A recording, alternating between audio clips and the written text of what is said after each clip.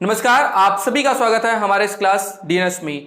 Most important question series का ये part 10 है, यानी ये सीरीज आखिरी सीरीज है हमारी। इसके बाद हम कुछ और भी चीजें आप लोग के लिए लेके आ रहे हैं, उसकी अनाउंसमेंट भी आपको हम जल्द कराएंगे। इस सीरीज के अंदर हम क्या करा रहे हैं, एलएलबी और बीएलएलबी एंट्रेंस एग्जाम के लिए जो मोस्ट इंपॉर्टेंट क्वेश्चंस थे, जो आपके पीवाईक्यू में आए हुए थे, यानी प्रीवियस ईयर क्वेश्चन पेपर में जो क्वेश्चन पूछे गए थे, हम उन क्वेश्चंस को यहां पे कलेक्ट करके आपको करा रहे हैं डिटेल सॉल्यूशन, जो कि रिपीटेड क्वेश्चंस थे। ऐसे क्वेश्चंस जो हर कॉलेज में रिपीटेड किए गए थे, हम उन सभी को लेके आए हैं। चाहे वो कॉलेज आपका विद्यापीठ हो, चाहे वो गोरखपुर यूनिवर्सिटी हो, चाहे लखनऊ यूनिवर्सिटी हो, चाहे आपका टीडी कॉलेज हो, चाहे आपका हरिश्चंद्र पीजी कॉलेज हो, इन सभी कॉलेज में जहां पे एलएलबी है उसका एलएलबी का पेपर, जहां पे बीएलएलबी और एलएलबी दोनों है, वहां पे हम दोनों का पेपर लेके मर्ज करके ये सीरीज लाए हैं। और ये सीरीज आप सभी के लिए बहुत ज्यादा हेल्पफुल रहने वाली है। आप इसको बहुत अच्छे से तैयार करिएगा। पार्ट 1 से जो भी बच्चे नहीं देखे हैं, पार्ट 1 से देखना स्टार्ट करिए। पार्ट 1 से पार्ट 10 तक इसको बहुत अच्छे से देखिए और इसको 2 बार 3 बार 4 बार आप देख लीजिए। और साथ ही साथ इसका जो पीडीएफ है, वो पीडीएफ भी हम शेयर कर रहे हैं। डीएनएस एजुकेयर ऐप है हमारा, आप प्ले स्टोर पे जाना, वहां पे फ्री स्टडी सेक्शन मटेरियल होगा। वहां पे जाके आप क्या करना कि एलएलबी और बीएलएलबी का एक सेक्शन बना होगा, वहां से इस पीडीएफ को डाउनलोड कर लीजिएगा। अब पीडीएफ डाउनलोड करने से होगा क्या कि आप एंट्रेंस एग्जाम के टाइम में रिवीजन कर पाओगे, और रिवीजन किए रहोगे तो आप अच्छा परफॉर्मेंस कर पाओगे एंट्रेंस एग्जाम के अंदर। तो चलिए आज का पहला प्रश्न हम स्टार्ट करते हैं। ठीक है, आज का हमारा पहला प्रश्न है। उससे पहले मैं पेन सिलेक्शन कर लेता हूं और फिर पहला प्रश्न की तरफ हम बढ़ते हैं। ठीक, पहला प्रश्न हमारा है, who among the following was first CGI of the India as assume officer of 26 January 1950। यानी नीचे दिए गए 26 जनवरी 1950 को भारत का मुख्य न्यायाधीश कौन था। मुख्य न्यायाधीश के बारे में पूछ रहा है, CJI chief justice of India के बारे में पूछ रहा है। और आप लॉ का एंट्रेंस एग्जाम दे रहे हो तो सीजीआई से क्वेश्चंस पूछा जा सकता है। उसका एज के बारे में पूछ देगा, उसकी रिटायरमेंट एज पूछ दिया जाएगा, या फिर पूछ देगा पहला कौन था, अभी वर्तमान में कौन था, उसका नंबर क्या है, उनका नंबर क्या है। ऐसे क्वेश्चंस यहां पे देखने को मिल सकते हैं सीजेआई से, सुप्रीम कोर्ट से, क्योंकि लॉ का पेपर है तो जुडिशरी का जो पोर्शन होता है हमारे संविधान के अंदर, वहां से चीजें ज्यादा क्वेश्चंस देखने को मिलेगा। तो इसमें आप सभी लोग बता सकते हैं, इतना आसान क्वेश्चन है। सीजीआई कौन था हमारा पहला ऑप्शन आपको दिया है, मेहरचंद्र महाजन। ठीक है, मेहरचंद महाजन। ऑप्शन 2 पतंजलि शास्त्री, तीसरा हीरालाल कान्या, या फिर बीके मुखर्जी। क्या हो जाएगा ऑप्शन, जरा आप लोग बताइए तो इसका आंसर क्या हो जाएगा। बहुत ही आसान क्वेश्चन है, आप सभी इसका जवाब दीजिए, क्या हो जाएगा इसका आंसर, देख फटाफट से बताइए। तो जो पहले सीजीआई थे पहले सीजीआई क्या थे, हीरालाल कान्या साहब थे। अब अगर बात करें तो सीजीआई की अगर हम बात करें तो अभी ये तो पहले होगा, ये क्या थे हमारे फर्स्ट है सीजीआई। और अभी वर्तमान में कौन है, तो वर्तमान में है डीवाई चंद्रचूड़। कौन, डीवाई चंद्रचूड़ है। और ये कौन से नंबर के हैं, तो ये 50वें नंबर के क्या है, 50वां इनका नंबर है। यानी पहले हमारे हीरालाल कान्या साहब थे, और अभी वर्तमान समय में यानी 50वें नंबर पे है डीवाई चंद्रचूड़, और ये 50th सीजीआई है इंडिया के। ठीक है, सीजीआई की अगर हम बात करें तो ये हाईएस्ट क्या होता है, ऑफिसर होते हैं। ये क्या होते हैं, हाईएस्ट पोजीशन ऑफिसर होते हैं, ऑफिसर्स होते हैं इंडियन जुडिशरी के अंदर। किसमें, इंडियन जुडिशरी के अंदर हाईएस्ट पोजीशन ऑफिसर कौन होता है, सीजीआई ही होते हैं। और इनकी रिटायरमेंट की एज कितनी होती है, रिटायरमेंट की एज आती है 65 साल। क्या आता है, 65 साल आता है। ठीक है, रिटायरमेंट की एज क्या आती है, 65 साल आती है। तो ये सारे क्वेश्चंस आप देख लीजिएगा, हाई कोर्ट से, सुप्रीम कोर्ट से, सीजीआई से क्वेश्चंस आपको देखने को मिलेगा लॉ एंट्रेंस एग्जाम के अंदर। तो ये चीजें आप देख लेना। ठीक है, आगे बढ़ते हैं नेक्स्ट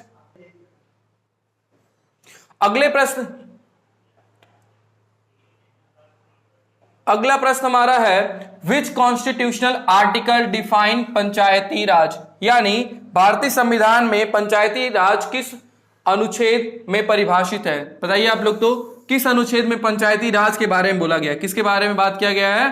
तो पंचायती राज के बारे में किस में बात किया गया? पंचायती राज के बारे में किस आर्टिकल में बात किया गया है? आर्टिकल आपका 243 ओ है, आर्टिकल 243 ए है, आर्टिकल 243 है, आर्टिकल 244 है। किस आर्टिकल में पंचायती राज के बारे में बात किया गया है? ऑप्शन बताइए आप लोग, ए बी सी डी, क्या हो जाएगा फटाफट से बताइए। तो आप देखोगे पंचायती राज की बात जो बोला गया है वो आर्टिकल किस में बोला गया है? तो वो आर्टिकल 243 के अंदर बोला गया है। किसमें बोला गया है? 243 के अंदर ये बोला गया है। और साथ ही साथ ये लागू होने वाला पहला राज्य कौन सा है? पंचायती राज लागू होने वाला, अगर राज्य पूछ दिया तो क्या हो जाएगा? राजस्थान हो जाएगा। क्या हो जाएगा? राजस्थान हो जाएगा। अगर जिला पूछ दिया तो क्या हो जाएगा? नागौर हो जाएगा। क्या हो जाएगा? नागौर, ठीक है, नागौर हो जाएगा। और अगर गांव पूछ दिया, इससे नेक्स्ट लेवल चला गया पंचायती राज के बारे में, वो गांव पूछ दिया कि कहां पे हुआ था, तो गांव अगर पूछ दिया, विलेज पूछ दिया, तो बगधरी गांव हो जाएगा। क्या हो जाएगा? बगधरी, ठीक है। बगधरी गांव में क्या हुआ था? पंचायती राज पहली बार लागू किया गया था। First village in which Panchayati Raj was implemented, कह सकते हैं, लागू हुआ था। तो वो हमारा क्या था? बगधरी गांव था, नागौर जिला था, और जो हमारा राज्य था वो हमारा राजस्थान था। तो ये चीजें आप याद रखिएगा। और पंचायती राज के बारे में कहां पे दिया गया है? आर्टिकल 243 के अंदर दिया गया है, यानी ऑप्शन नंबर सी। जितने भी बच्चे ऑप्शन नंबर सी कह रहे हो, आपका सही जवाब है, ठीक है। अब आगे बढ़ते हैं। अगला प्रश्न हमारा है अच्छा एक सेकेंड, थोड़ा सा मैं पीछे देख लूं इसमें। हाँ, अच्छा ये बताइए, इसको कब जोड़ा गया था? पंचायती राज को जो था, इसको कब जोड़ा गया था? तो ये जोड़ा गया था हमारा कब? 73वां संविधान संशोधन। कब जोड़ा गया था? 73वां संविधान संशोधन कब? 1992 के अंदर जोड़ा गया था। और ये किस में रखा गया है? तो ये 11th शेड्यूल में। किसमें है? 11th शेड्यूल के अंदर इसको रखा गया है, ठीक है। इतनी चीजें आप याद रख लीजिएगा। जोड़ा कब गया था? 73वां संविधान संशोधन के तहत। और क्या कहां पे है ये? तो 11वें शेड्यूल के अंदर है, और 12वें शेड्यूल में म्यूनिसिपैलिटी के बारे में है। और टोटल 12 शेड्यूल ही है अभी, और पहले 8 शेड्यूल थे।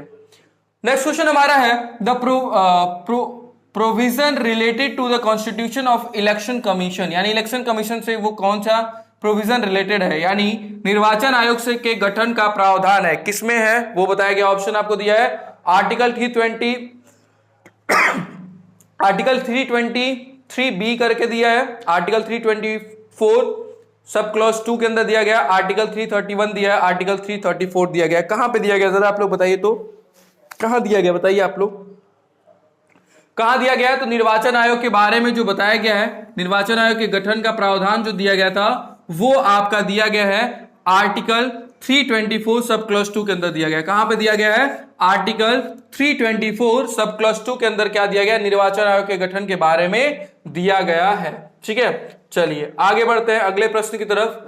अगला प्रश्न हमारा है the organisation of village panchayat is contained under, ठीक है, यानी ग्राम पंचायतों का गठन दिया गया है। कहां पे दिया गया? इसके बारे में क्वेश्चन आपसे पूछ रहा है। ऑप्शन ए अनुच्छेद 40 article 40, option B article 41, option C article 42 और ऑप्शन डी आर्टिकल 43। किस आर्टिकल में दिया गया? ऑर्गेनाइजेशन ऑफ विलेज पंचायत कहां पे दिया गया है? तो फटाफट से जरा आप लोग आंसर बताइए, ए बी सी डी, क्या इसका आंसर हो जाएगा?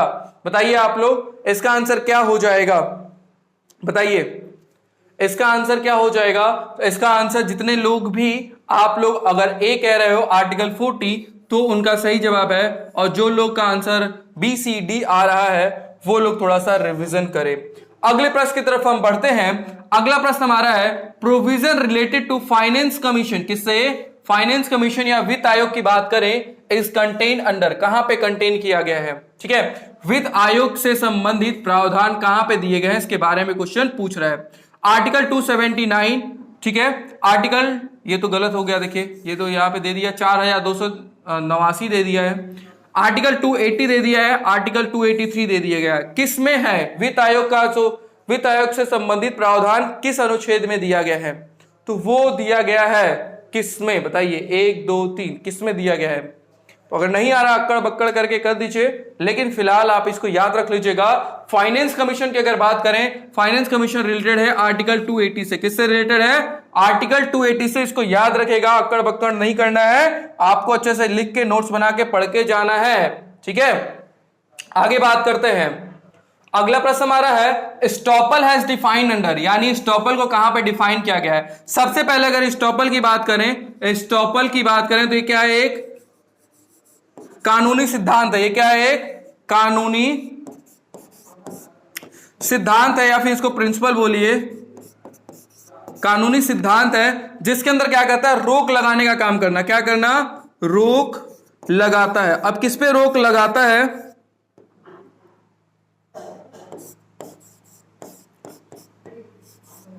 रोक लगाता है किस पे लगाता है? तो अगर किसी ने कोई प्रॉमिस किया है, कोई रिप्रेजेंटेशन किया है, उसको अगर मुकरता है तो उसको रोकने के लिए, ठीक है। अगर मान लीजिए मैंने आपसे बोल दिया है किसी बात को कि प्रॉमिस किया है, या फिर मैंने आपसे ये बोला है कि मैं ये चीजें कराऊंगा, अब अगर मैं नहीं करा रहा हूं तो वहां पे स्टॉपल काम करता है, उसको रोक लगाता है कि नहीं आपने ऐसा नहीं करना है, आपने जब बोला है कि आप ये करोगे तो आपको करना होगा, ठीक है। स्टॉपल वही करता है, रोक लगाता है कि नहीं आपको वो काम करना होगा, ठीक है। अगर आप नहीं करोगे तो वहां पे स्टॉपल लगाया जाएगा कि नहीं भाई आपने जो कमिटमेंट किया है, आपने जो बोला है वो आप काम करो। तो उसके लिए स्टॉपल यूज करते हैं। क्या है? लॉ का एक प्रिंसिपल बोला जाता है, कानूनी सिद्धांत है ये। और ये किस अनुच्छेद में दिया गया है?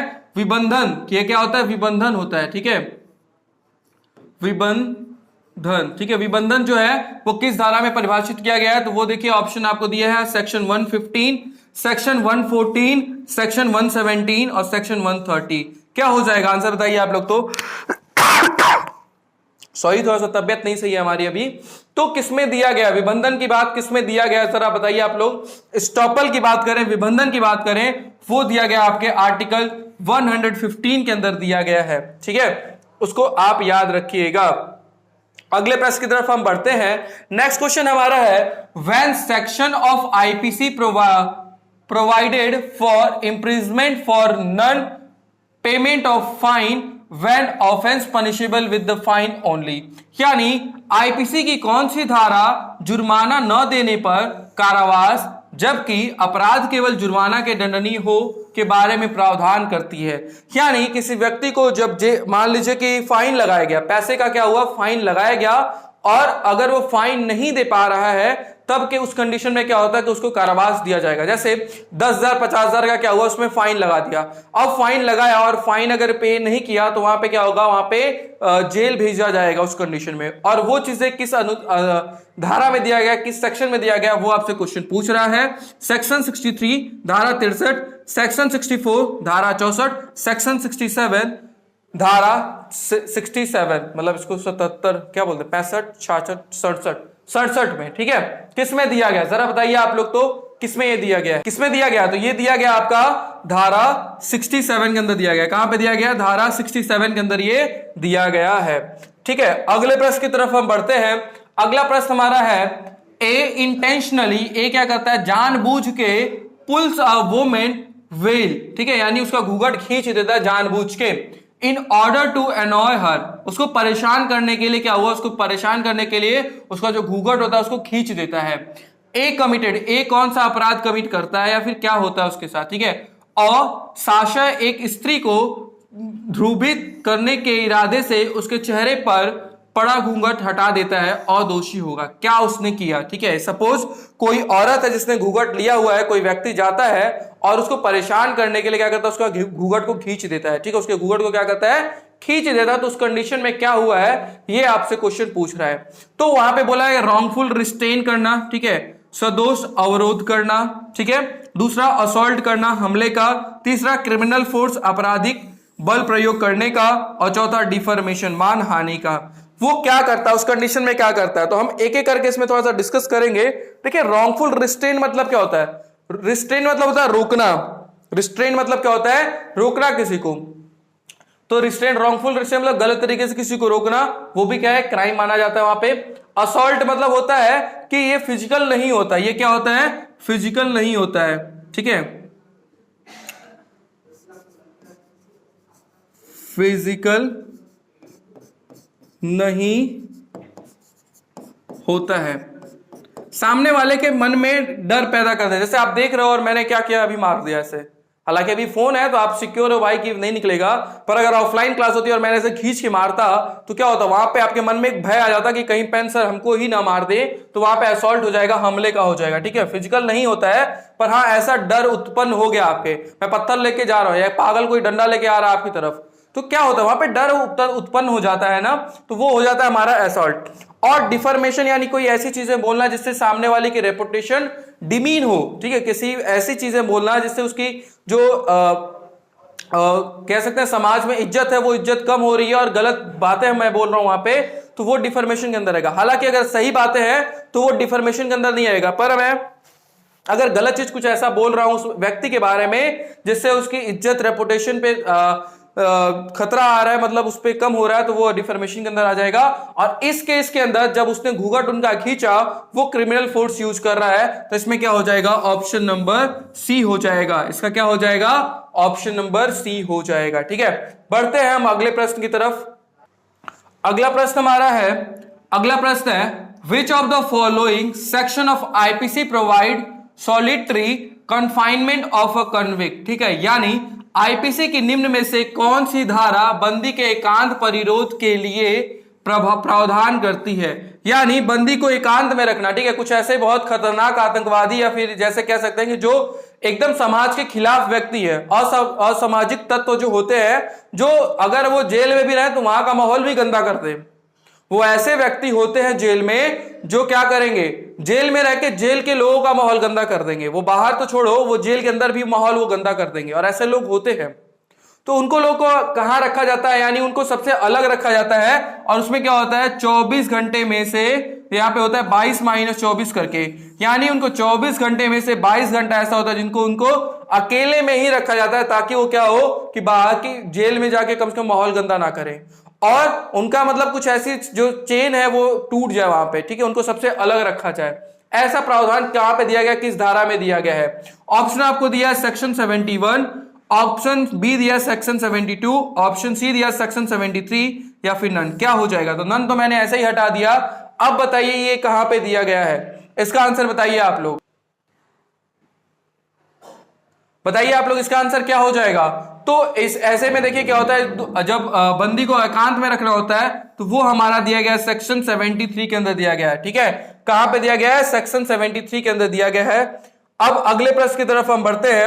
अगला प्रश्न हमारा है presumption of life contained in which of the following sections of Indian evidence act, यानी भारतीय साक्ष्य अधिनियम के निम्नलिखित किस धारा में जीवन की उपधारण उपबंधी है। ठीक है, यानी कोई व्यक्ति जिंदा है या मर गया इसके बारे में बताया जाता है, और अगर 30 साल से कम व्यक्ति है तो ये उसी को प्रूफ करना होगा कि हाँ ये व्यक्ति सच में मर चुका है। ठीक है, जीवित व्यक्ति है या मरा व्यक्ति, इसके बारे में यहाँ पे पूछा गया है कि इसका कहां पे दिया गया है साक्ष्य अधिनियम में एविडेंस के बारे में। ठीक है, वो कहां पे दिया गया, ऑप्शन आपको दिया है सेक्शन 108, सेक्शन 106, सेक्शन 104 या फिर सेक्शन 107। कहां पे दिया गया है, जरा आप लोग बताएंगे, कुछ गेस करेंगे। हालांकि ये महात्मा गांधी काशी विद्यापीठ का जो पहला पेपर हुआ था एलएलबी का, उसका ये क्वेश्चन पेपर है जिसमें मैक्सिमम लॉ की चीजें दी थी, तो उस चीज को भी हम यहाँ पे करा रहे हैं कि क्या पता कोई कॉलेज उसको अगर रिपीट करता है या फिर ऐसे क्वेश्चन वहां से लेने के चांसेस हैं, इसलिए हमने इसको भी मेंशन किया है, जिसमें मोस्ट ऑफ द जो क्वेश्चंस हैं वो लॉ से, आईपीसी, सीआरपीसी से रिलेटेड है, इंडियन एविडेंस एक्ट से भी देख रहे हो आप ये क्वेश्चन है, और ऐसे क्वेश्चन जुडिशरी के एंट्रेंस एग्जाम में पूछे जाते हैं। जुडिशरी का जो प्री का एग्जाम होता है उसमें ऐसे क्वेश्चन आते हैं, पर वो क्वेश्चन आपको यहाँ पे देखने को मिल रहा है। ये सब महात्मा गांधी काशी विद्यापीठ की कृपा है, तो हम भी क्या करेंगे भाई, कराना पड़ेगा, क्योंकि क्या पता अगर ऐसे क्वेश्चन आए तो आप ट्रबल में आ जाओगे वहां पे, और हम नहीं चाहते कि इस बार हमारा कोई भी बच्चा, चाहे वो हमारा पेड बच्चा हो चाहे यूट्यूब का बच्चा हो, परेशानी में आए, उसका सिलेक्शन हो। तो वो कहां पे दिया गया हमारा, देखिए ये कहां पे दिया गया, जीवन या मरण के बारे में बताया था जो, वो आर्टिकल हमारा सेक्शन 107 में दिया गया है। किस में दिया गया है, सेक्शन 107 में दिया गया है। ठीक है, अगले प्रश्न की तरफ हम बढ़ते हैं। हमारा नेक्स्ट क्वेश्चन है, एक सेकेंड, हाँ नेक्स्ट क्वेश्चन हमारा है, नेक्स्ट क्वेश्चन है the phase of equality before law. ठीक है, इक्वालिटी बिफोर लॉ की बात यहां पे कहा गया है। आर्टिकल 14 क्या है? Equality before law is borrowed from, कहां से लिया गया है? ठीक है, अनुच्छेद 14 में वाक्यांश विधियों के समक्ष समानता कहां से लिया गया है? कहां से लिया गया? तो आप यहां पे देखिए क्वेश्चन आपको दिया गया है अमेरिकन कॉन्स्टिट्यूशन, पहला क्या दिया गया? अमेरिकन कॉन्स्टिट्यूशन, दूसरा ब्रिटिश कॉन्स्टिट्यूशन, कैनेडियन कॉन्स्टिट्यूशन या फिर नन। कहां से लिया गया जरा बताइए आप लोग। तो ये जो आर्टिकल 14 है ये कहां से लिया गया है? आप लोग बताइए आंसर इसका क्या हो जाएगा। तो देखिए इसका आंसर क्या हो जाएगा, ये जो इक्वालिटी बिफोर लॉ है ये ब्रिटिश कॉन्स्टिट्यूशन से लिया गया। कहां से लिया गया है? ब्रिटिश कॉन्स्टिट्यूशन से लिया गया है। और यहां से क्या लिया गया है? तो यहां से प्रस्तावना का भाषा लिया गया। क्या लिया गया है? प्रस्तावना का भाषा। और ज्वाइंट सिटिंग भी लिया गया। और यहां से क्या लिया गया है? Joint sitting. ज्वाइंट सिटिंग होती है ना, ज्वाइंट सिटिंग का अध्यक्ष कौन होता है? ज्वाइंट सिटिंग का अध्यक्ष कौन होता है? इसका अध्यक्ष कौन होता है? जरा आप लोग कमेंट बॉक्स में बता दीजिए। या क्या लगा था कि हमको भूल गए, होमवर्क नहीं देंगे? गलत, जब तक होमवर्क देंगे नहीं तब तक छोड़ेंगे नहीं। ठीक है, तो इसके अध्यक्ष कौन होता है? ज्वाइंट सिटिंग बुलाता कौन है और उसका अध्यक्ष कौन होता है, ये आपको कमेंट बॉक्स में बताना है। ठीक है, तो वो आप बताइएगा जरूर। और इसमें पूछा गया इक्वालिटी बिफोर लॉ आर्टिकल 14 कहां से लिया गया? तो हमारा दिया गया ब्रिटिश कॉन्स्टिट्यूशन से लिया गया है। ठीक है, अगले प्रश्न की तरफ हम बढ़ते हैं। अगला प्रश्न हमारा है, अगला प्रश्न term victim is defined under. ठीक है, यानी पीड़ित शब्द किसमें अंतर्गत आता है? ठीक है, ऑप्शन आपको दिया है section 2W, section 2WA, section 2WU या फिर नन। नन तो मैंने चलो ऐसे ही काट दिया। जो पीड़ित होता है, जो विक्टिम होता है, वो कहां पे परिभाषित किया गया है? तो जो विक्टिम होता है, जो विक्टिम है, जो पीड़ित है, वो परिभाषित किया गया है सेक्शन 2WA के अंदर। ठीक है, और ये चीजें आप देखिए याद रखिए, बहुत परेशान मत होइए, बहुत सारे सेक्शन आपको याद नहीं करना है। जितनी चीजें यहां पे कराना है सफिशियंट है, क्योंकि अगर आईपीसी की बात करो 511 क्या उसके अंदर सेक्शन है, 23 चैप्टर है और वहां से 1-2 क्वेश्चन 3 क्वेश्चन देखने को मिलता है। तो बेहतर यही है कि हम कॉन्स्टिट्यूशन को अच्छे से तैयार करें, जहां से 50 से 60 क्वेश्चन, 40 से 50 क्वेश्चन आपको एवरेज देखने को मिलेगा। आपका कॉलेज कोई भी हो, वहां पे एवरेज आपको इतने क्वेश्चन 40 से 50 क्वेश्चन, 40 से 60 का ड्यूरेशन रहेगा आपके कॉन्स्टिट्यूशन का। और अगर आईपीसी की बात करें तो आईपीसी का 3 से 4 क्वेश्चन कभी पूछ लिया जाता है, कभी ज्यादा कर देगा थोड़ा बहुत, ये 4-5 क्वेश्चन पूछ लिया। तो अब उसके लिए आपको 511 सेक्शन पढ़ने पड़ेंगे, 23 चैप्टर पढ़ना पड़ेगा।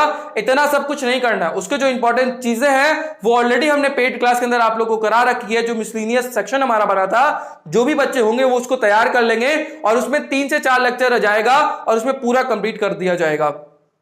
यानी टोटल मिसलिनियस में हमने 5 से 6 टॉपिक को हमने कवर कराया है, मतलब 5 से 6 लेक्चर गए हैं, जिसमें हमने वो सभी चीजें जो चीजें आती थी एंट्रेंस एग्जाम में वो हमने करा रखा है। इसका फिलहाल जो विक्टिम है वो कहां पे दिया गया है? 2WA के अंदर दिया गया है। ठीक है, अगले प्रश्न की तरफ हम बढ़ते हैं। अगला प्रश्न हमारा दिया है the IPC is culpable homicide. Culpable homicide sorry, थोड़ा सा तबियत नहीं सही अभी। देखिए आईपीसी कल्पेबल होमिसाइड, आईपीसी में हत्या की परिभाषा।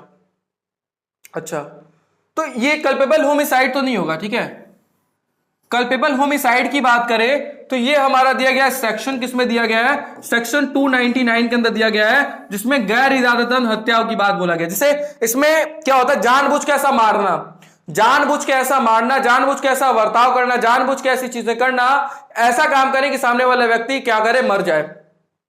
गड्ढा खोद दिए, उसके अंदर क्या किया हमने? बहुत सारा पानी भर दिया, ऊपर से घास बिछा दिया और बोला कि जाओ ऐसे सीधे एकदम चले जाओ बाइक लेके। तो हम जान रहे हैं कि वहां पे हमने गड्ढा खोदा है, उसके ऊपर मैंने घास बिछाई और ये बाइक लगेगा तो उसमें जाकर डूब के मर ही जाएगा।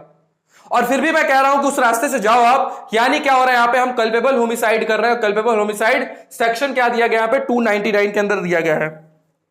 कोई व्यक्ति जानबूझ के कह रहा है झाड़ी के पीछे कोई है और ये जान रहा है कि उसकी झाड़ी के पीछे कोई है, किसी दूसरे व्यक्ति कहता है कि तुम फायरिंग करो, मारो उसको, मारो मतलब झाड़ी में गोली मारो, और वो मर जाता है, वहां भी कल्पेबल होमिसाइड हो जाएगा। अब क्वेश्चन आपसे ये पूछ रहा है कि आईपीसी में हत्या की परिभाषा कहां पे है? तो ऑप्शन आपको दिया है सेक्शन 300 दिया, धारा 300, सेक्शन 301 दिया है, सेक्शन 302 दिया है, सेक्शन 304 दिया है। ध्यान दीजिएगा, क्वेश्चन आपसे पूछ रहा है आईपीसी की परिभाषा, मतलब हत्या की परिभाषा। अब जो मर्डर होता है, हत्या जो होता है, अब हत्या में दो चीजें पूछ लेगा, एक तो उसकी परिभाषा पूछ देगा, एक तो उसकी परिभाषा पूछ देगा, या फिर उसकी सजा पूछ देगा कि सजा कितनी होगी। सजा ये कहां पे दिया गया है? ये दो क्वेश्चन ऐसे बनते हैं, इससे बार बार देखने को मिलता है, और ये क्वेश्चन हो सकता है इस बार भी आ जाए। तो आईपीसी में हत्या की परिभाषा जो दिया गया वो सेक्शन 300 में दिया गया है, और उसके सजा की बात जो कही गई है, हत्या की सजा की बात ऑप्शन सी में कहा गया है। परेशान मत होइएगा, ये क्या है? हत्या की सजा। हत्या की सजा, हत्या की सजा कहां पे दिया गया है? वो सेक्शन 302 में दिया गया है, और हत्या की परिभाषा 300 में दिया गया है, कल्पेबल होमिसाइड सेक्शन 299 के अंदर दिया गया है। इतनी चीजें आपको यहां से तैयार रखनी है, ठीक है। आगे बढ़ते हैं, अगले प्रश्न की तरफ हम बढ़ते हैं। गले में खिचखिच, विक्स की गोली लो। खैर अभी दुकान बंद हो गया होगा। आगे बात करते हैं, ख्याल उल बलग, ठीक है, इस क्या होता है? ख्याल उल बुलुग बोलते हैं, क्या होता है? ऑप्शन आपको दिया है adultery, जारता, a form of Dawar, मेहर का एक प्रकार, ऑप्शन ऑफ प्यूबर्टी, यौनावस्था का विकल्प, अ फॉर्म ऑफ मैरिज, विवाह का एक प्रकार होता है। ये ख्याल उल बुलुग करके जो है ये मुस्लिम टर्म में आता है, शादी के टाइम में आता है, और इसका तात्पर्य है ऑप्शन ऑफ प्यूबर्टी। किसका इसका तात्पर्य क्या है? ऑप्शन ऑफ प्यूबर्टी इसका तात्पर्य है, ठीक है। अगले प्रश्न की तरफ हम बढ़ते हैं। नेक्स्ट प्रश्न हमारा है अ पीरियड ऑफ इद्दत, ठीक है। इद्दत पीरियड क्या होता है? इबादत required to be followed by wife on death of a husband, यानी पति की मृत्यु होने पर पत्नी इद्दती की अवधि का पालन करना पड़ता है। अब वो पीरियड क्या होता है पहले मैं वो बता देता हूं।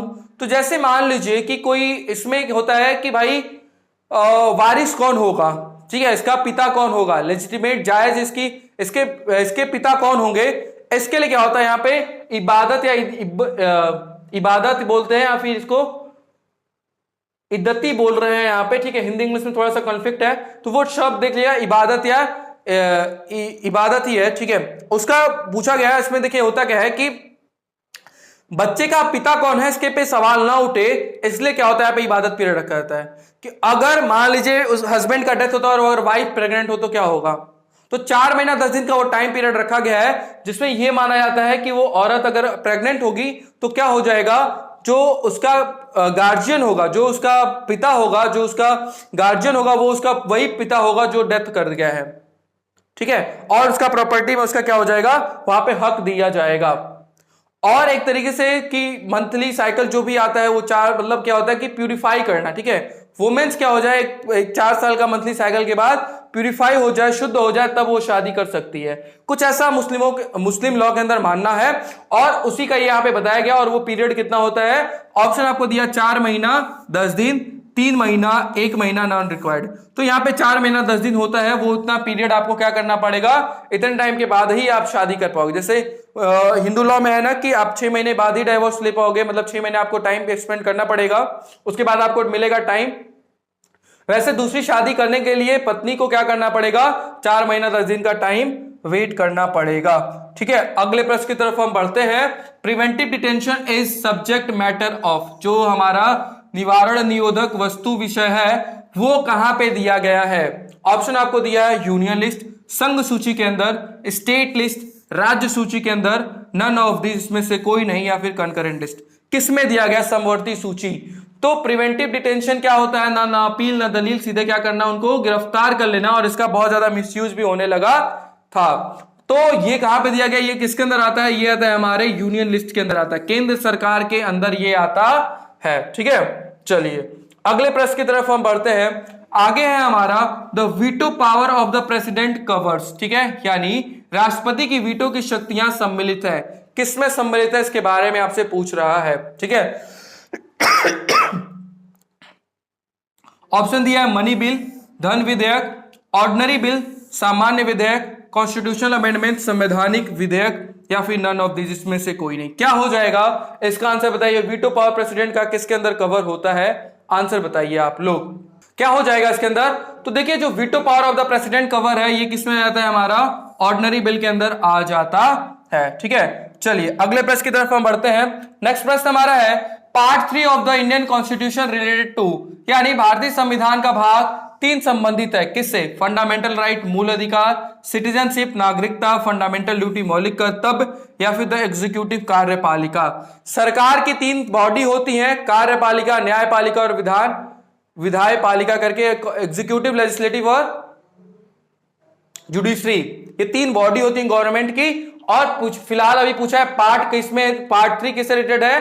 पार्ट 3 हमारा रिलेटेड है मूल अधिकार से, मूल अधिकार से रिलेटेड है। और ये कहां पे है? आर्टिकल की अगर हम बात करें तो आर्टिकल हमारा दिया गया है 12 से लेके 35 तक दिया गया है। और अगर हम बात करें इसमें कितने हैं टोटल, तो ये 6 होते हैं। कितने होते हैं? 6 होते हैं। ठीक है, तो ये आप याद रखिएगा। नागरिकता कहां पे दिया गया है? 5 से 11 दिया गया। कहां से दिया गया है? आर्टिकल 5 से 11 पार्ट 2 किसमें दिया गया है? पार्ट 2 के अंदर दिया गया है। ठीक है, फंडामेंटल ड्यूटी ये किसमें दिया गया है?